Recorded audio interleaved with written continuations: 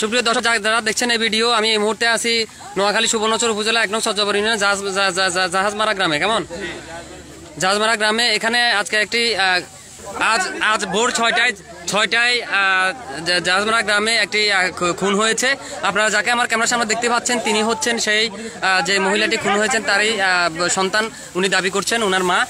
এখানে বড়ি ৩টি টুকরো করে ফেলে রেখে যায় দুর্বৃত্তরা। একটি টুকরো হচ্ছে আপনার একটা জমিতে করে ভাগে ভাগে রাখা হয়েছে। আমরা আপনাদেরকে এই ভাগে একটু দেখাচ্ছি। এই যে মহিলার মাথা দেখা যাচ্ছে, এখানে শুধু চুল ভাসতেছে, অনেকগুলো পানি জমিনের ভিতর। আর এখানে আপনারা দেখছেন যারা উৎসুক জনতা এখানে দেখার জন্য চলে এসেছে। আমরা এখন যে নারীটি খুন হয়েছেন তার সন্তানের সাথে কথা বলতে যাবো। আপনার নাম? আচ্ছা, কি করছিল বলেন তো একটু।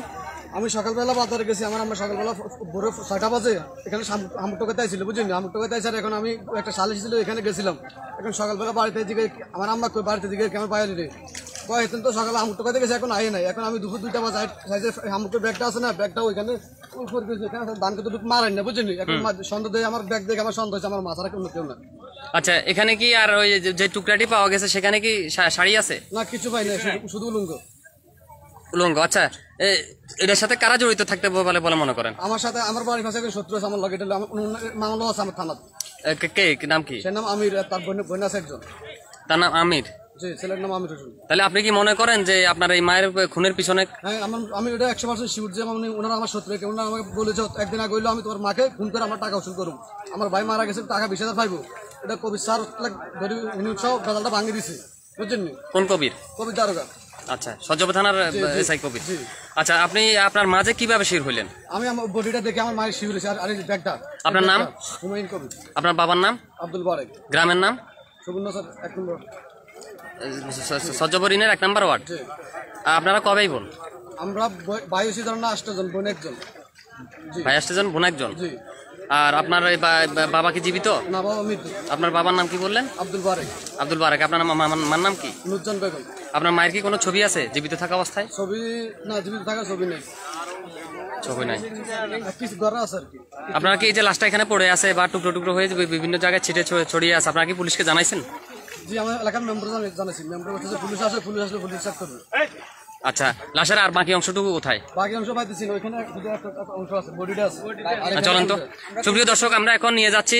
এখানে পাওয়া গেছে মাথা, এখানে আপনারা দেখতে পাচ্ছেন। এখানে লাশের মাথাটি দেখা যাচ্ছে। আর আমরা এখন দ্বিতীয় অংশ যেখানে আছে নিয়ে যাচ্ছি। আপনারা দেখতে পাচ্ছেন হাজার হাজার মানুষ, পুরো এলাকাটি উৎসুক জনতার ভিড় আপনারা দেখতে পাচ্ছেন। এখানে আমার সামনে অনেক লোকজন রয়েছেন, তারা ঘটনাটি দেখার জন্য এসেছেন, পরোক্ষভাবে দেখার জন্য এসেছেন সরাসরি। এবং এখানে আপনারা তার যে মৃত মহিলাটির দেহ এখানে পড়ে আছে, সেই মহিলার ছেলেটির মুখে কথা শুনলেন যে আসলে এটা একটি হত্যাকাণ্ড বলে তিনি মনে করছেন। এবং তিনি যে সকালে শামুকপুরাতে এসে যে ব্যাগটি রেখে গিয়েছেন সেটি দেখেই তিনি সন্দেহ করছেন উনি তার মা। আমরা আপনাদেরকে এখন দেখাতে নিয়ে যাচ্ছি যেখানে লাশের দ্বিতীয় অংশ রয়েছে, আমরা সেই জায়গাটাতে আপনাদেরকে নিয়ে যাচ্ছি। এর আগে আপনারা দেখেন উৎসুক মানুষের এখানে। আপনারা একটু একটু একটু একটু সাইড দেন তো।